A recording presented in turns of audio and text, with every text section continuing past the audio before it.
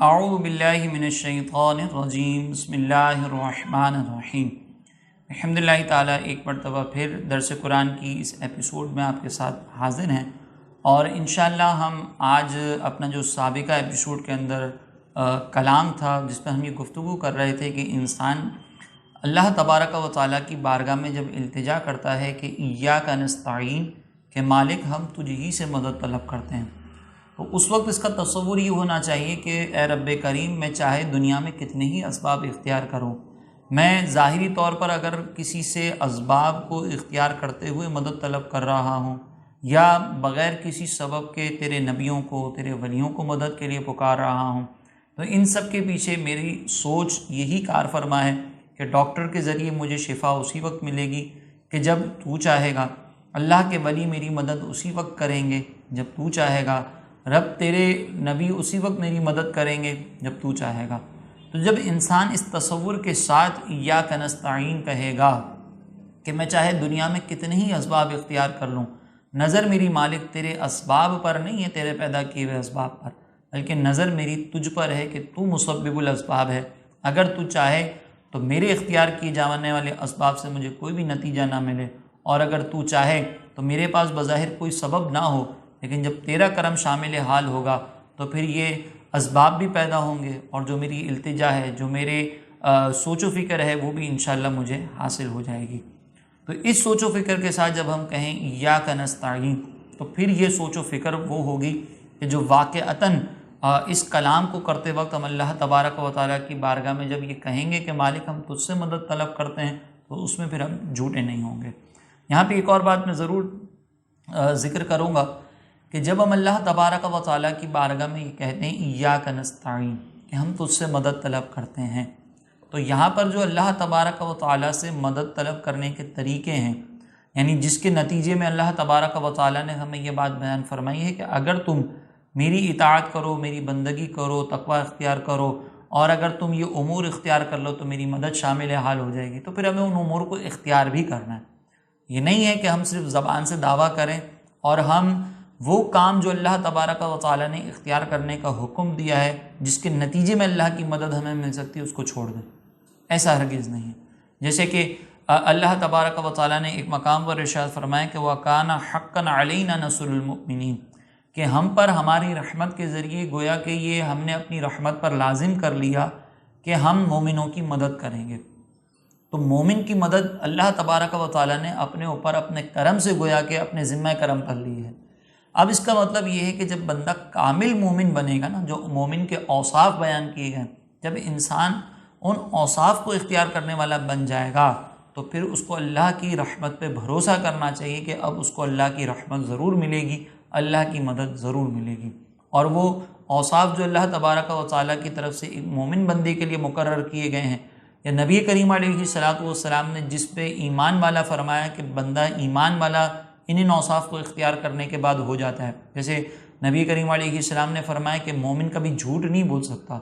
تو اب انسان اگر جھوٹ بولے گا تو ظاہر سی بات ہے کہ پھر اللہ کی مدد شامل حال تو نہیں ہوگی۔ ہاں، اگر وہ سچ بولتا ہے، اپنی ہر بات کے اندر جو ہے وہ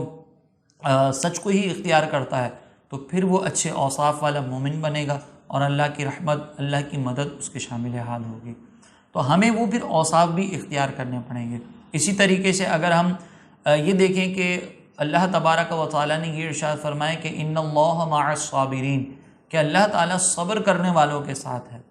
اب یہاں پر اللہ تبارک و تعالیٰ کے ساتھ ہونے کا مطلب حقیقت میں یہی ہے کہ جب کوئی بندہ صبر اختیار کرتا ہے تو اللہ تبارک و تعالیٰ کی مدد اس کے شامل حال ہو جاتی ہے۔ ایک اور مقام پر فرمایا وَاسْتَعِینُوا بِالصَّبْرِ وَالصَّلَاةِ، کہ تم نماز اور صبر سے مدد طلب کرو۔ اس کا مطلب یہ ہے کہ جب تمہارے اوپر کوئی پریشانی آتی ہے، کوئی تکلیف آتی ہے، تو نماز ادا کرو، اللہ کی بارگاہ میں التجا کرو، نماز پڑھ کر اس کی بندگی کرو اور صبر اختیار کرو۔ اور صبر اختیار کرنے کا مطلب یہ نہیں ہے کہ ہم پہلے آنکھیں دکھائیں اور پھر خاموشی اختیار کر لیں، بلکہ صبر اختیار کرنے کا مطلب یہ ہے کہ ہماری آنکھیں بھی کسی کے اوپر بہت زیادہ غصے میں ظاہر نہ ہوں اور ہم خاموشی بھی اختیار کر لیں، تو پھر اس کو صبر کہا جاتا ہے۔ یہ ہے صبر کی حقیقت، کہ جب انسان صبر اختیار کرتا ہے تو پھر اس کی اللہ تبارک و تعالیٰ کی رحمت شامل حال ہو جاتی ہے۔ اگر ہم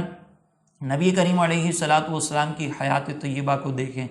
تو سرکار علیہ الصلوۃ والسلام نے جب دین کی دعوت دینا شروع کی تو آپ پر کس قدر مصائب آپ پر طاری ہوئے، آپ کی بارگاہ میں حاضر ہوئے، اور سرکار علیہ السلام نے جب ان پر صبر اختیار کیا تو فتح مکہ آپ کو اللہ تبارک و تعالیٰ نے آپ کے لیے مکہ کو فتح فرما دیا، اور وہاں پر پھر آپ کی شان و عظمت کو ظاہر فرمایا۔ تو اگر اللہ کی بارگاہ کے محبوب ترین مخلوق اگر ہم دیکھیں جو کہ ہمارے آقا علیہ الصلوۃ والسلام ہیں، تو ان پر جب مصائب و آلام آئے تو انہوں نے صبر کا دامن ہاتھ سے نہیں چھوڑا۔ اگر ہم غزوہ خندق کو دیکھتے ہیں تو غزوہ خندق کے اندر بھی طرح طرح کی پریشانیاں آئیں۔ اسی طریقے سے ہم سرکار علیہ الصلوۃ والسلام کے جب اعلان نبوت کے بعد کے معاملات کو دیکھتے ہیں تو اس میں شیب ابی طالب اور دیگر جو طائف کا میدان ہے وہاں پر جو تکلیفیں آزمائشیں آپ پر ہوئیں، آپ کے غلاموں کو طرح طرح سے آزمایا گیا، حتیٰ کہ پھر وہ ہجرت کا وقت بھی آیا اور کفار کی طرف سے آنے والی تکالیف کے نتیجے میں پھر مکہ کو چھوڑنا پڑا اور ہجرت کر کے مدینہ طیبہ جانا پڑا۔ تو اس کے بعد پھر کیا ہوا، اللہ تبارک و تعالیٰ نے جب آپ کو فتح عطا فرمائی تو پھر لوگوں نے دیکھا کہ نبی کریم علیہ الصلوۃ والسلام اللہ تبارک و تعالیٰ کا شکر کرتے ہوئے مکے میں داخل ہو رہے ہیں۔ تو یہ ہے صبر سے مدد طلب کرنا اور اللہ تبارک و تعالیٰ کی مدد حاصل کرنے کا ایک طریقہ۔ دوسرا یہ کہ بعض اوقات انسان جب پریشان ہوتا ہے، جب اس کی چیزیں صحیح نہیں ہو رہی ہوتی تو اس کی توجہ جو ہے وہ بہت سارے دیگر امور کی طرف چلی جاتی ہے۔ اگر ہم حضرت ایوب علیہ السلام کا معاملہ دیکھیں تو حضرت ایوب علیہ السلام پر طرح طرح کی آزمائشیں آئیں۔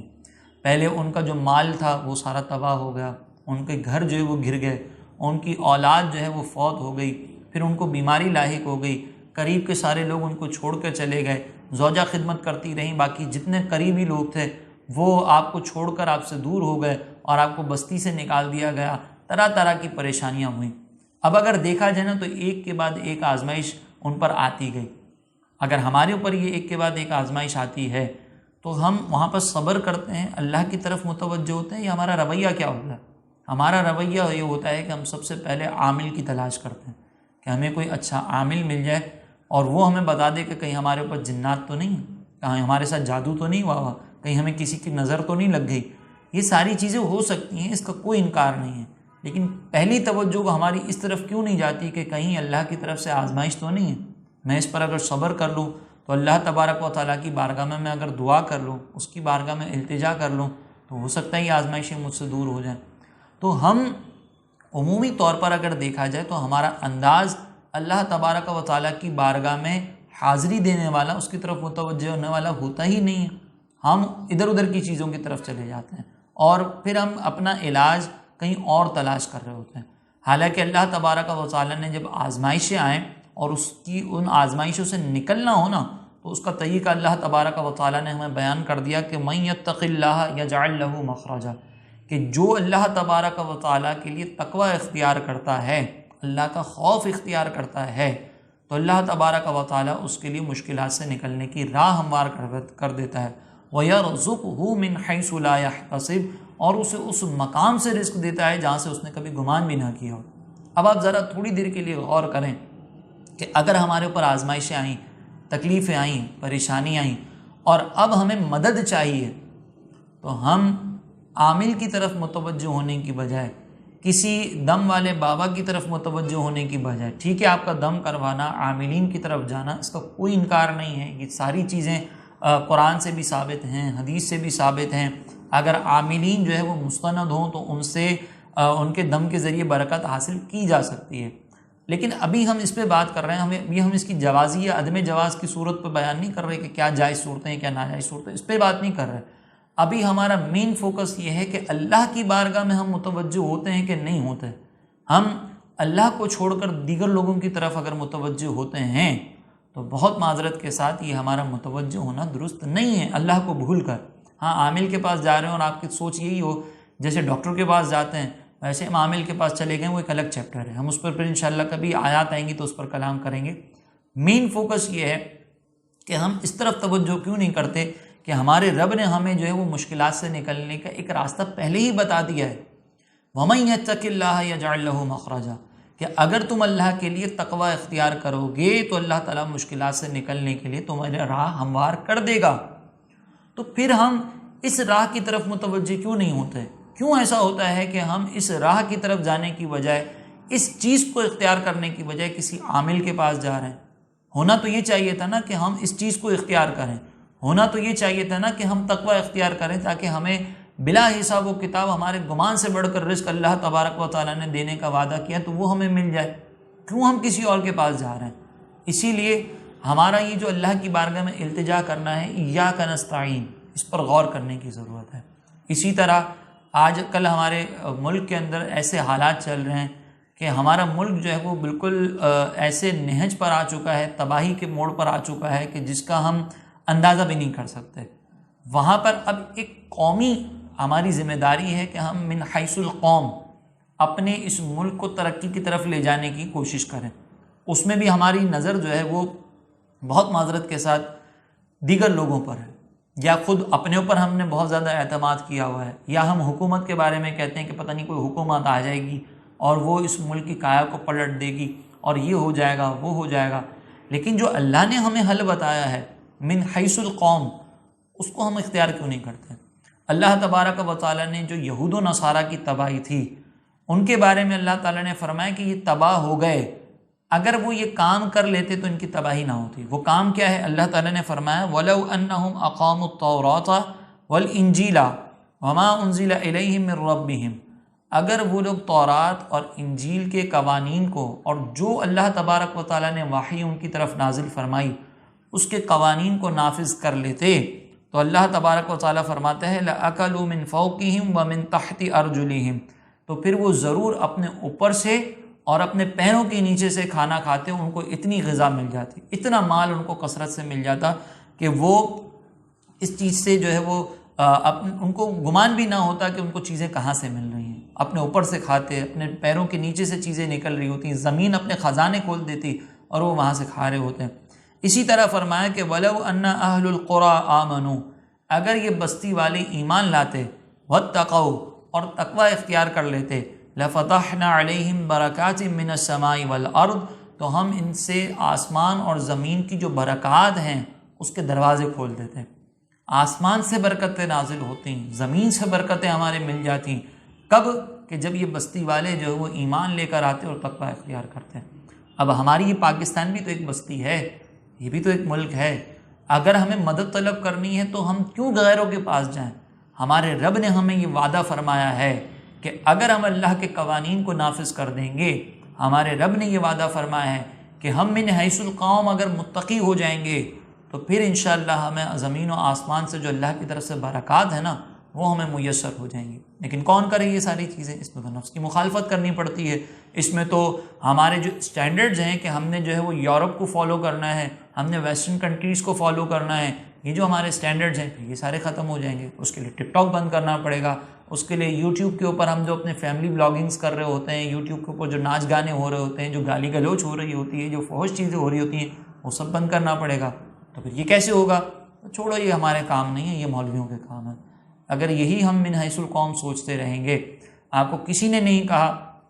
کہ آپ مولویانہ گیٹ اپ اختیار کریں، کسی نے یہ نہیں کہا کہ آپ عمامہ پہنیں، لیکن کم از کم فرائض واجبات کی تو پابندی کریں۔ ہم آپ کو یہ نہیں کہہ رہے کہ آپ آ کر ہمیں چندہ دیں تو آپ کے لیے برکات ملیں گی، ہم تو آپ کو یہ کہہ رہے ہیں کہ آپ تقوی اختیار کریں، اللہ کی بارگاہ سے برکتیں نازل ہوں گی، اللہ سے مدد مانگیں، اللہ کی بارگاہ میں جھکیں، جس کو آپ اپنا رب مانتے ہیں اس کی بات پر اعتقاد رکھیں، اس کی بات پر یقین رکھیں۔ یہ کسی مولوی کی بات نہیں ہے، یہ اللہ اور اس کے رسول کی باتیں ہیں، ہمیں اللہ اور اس کے رسول کے احکامات پر عمل کرنا ہے۔ جب ہم یہ کریں گے تو اللہ کی مدد حاصل ہوگی۔ اسی طرح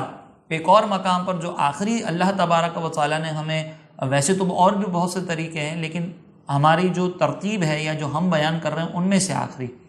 وہ یہ ہے کہ اللہ تبارک و تعالیٰ نے فرمایا ان تنصروا اللہ ینصرکم، اگر تم اللہ کے دین کی مدد کرو گے تو اللہ تمہاری مدد کرے گا۔ اب اللہ کے دین کی مدد کا طریقہ کار کیا ہے؟